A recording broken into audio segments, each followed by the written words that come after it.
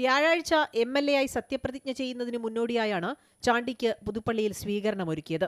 തിരുവനന്തപുരത്തായിരുന്ന ചാണ്ടി ചൊവ്വാഴ്ച രാത്രിയാണ് പുതുപ്പള്ളിയിൽ മടങ്ങിയെത്തിയത്.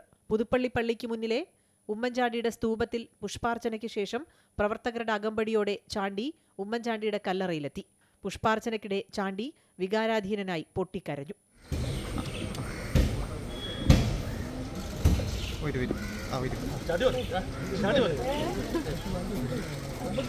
തുടർന്ന് മാധ്യമങ്ങളെ കണ്ട ചാണ്ടി താൻ എന്നും പാർട്ടിക്കൊപ്പമാണെന്ന് വ്യക്തമാക്കി.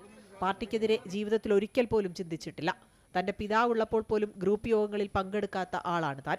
തന്റെ നിലപാടിൽ ഇനിയും ഒരിക്കലും വ്യത്യാസമുണ്ടാകില്ല. തന്നെ പാർട്ടി വിരുദ്ധനാക്കരുതെന്നും താൻ മന്ത്രിയാകും എന്ന് പറഞ്ഞ് മാധ്യമങ്ങൾ അപമാനിച്ചുവെന്നും ചാണ്ടി പറഞ്ഞു. അടുത്ത ലെവലിലേക്ക് നിങ്ങൾ കൊണ്ടുവരുന്നത് എന്റെ പാർട്ടിയെ ഞാൻ ജീവന തുല്യം സ്നേഹിക്കുന്ന ആളാണ്. 26 വർഷം ഞാൻ ഈ പാർട്ടിക്ക് വേണ്ടി പ്രവർത്തിച്ച 23 വർഷം ഒരു സ്ഥാനം വഹിക്കാതെ പ്രവർത്തിച്ച ഒരാളാണ്. എനിക്ക് കിട്ടാവുന്ന ഏറ്റവും വലിയ അപമാനമാണ് എനിക്ക് തന്നിരിക്കുന്നത്. എൻ്റെ പേര് മന്ത്രിസ്ഥാനത്തിലേക്ക് വലിച്ചടിച്ച്. ഇത് നിങ്ങൾ എന്നെ അടുത്ത ലെവലിലേക്ക് കൊണ്ടുപോയി ഞാൻ പാർട്ടി വിരുദ്ധനാക്കി മാറ്റുന്നത് നിങ്ങൾ ചെയ്യരുത്. എനിക്ക് നിങ്ങളോട് അഭ്യർത്ഥിക്കാൻ എൻ്റെ സഹോദരങ്ങളോടാണ്, നിങ്ങൾ തെറ്റിദ്ധരിക്കരുത്. എനിക്ക് നിങ്ങളോടാണ് പറയാനുള്ളത്. ഒരു കാരണവശാലും എൻ്റെ പാർട്ടിക്കെതിരായി ഞാൻ ജീവിതത്തിൽ ഞാൻ ചിന്തിച്ചിട്ടില്ല. എൻ്റെ ജീവിതം കൊണ്ടാണ് ഞാൻ ഈ പാർട്ടിയെ ഞാൻ സേവനം നടത്തിയിട്ടുള്ളത്.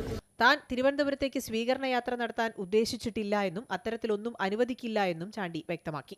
സത്യപ്രതിജ്ഞയിൽ പങ്കെടുക്കാൻ വരുന്ന ആളുകളെ തടയില്ല. എന്നാൽ ഏതെങ്കിലും സ്ഥലത്ത് ഇറങ്ങി ഒരു സ്വീകരണവും ഏറ്റുവാങ്ങില്ലെന്നും ചാണ്ടി വ്യക്തമാക്കി.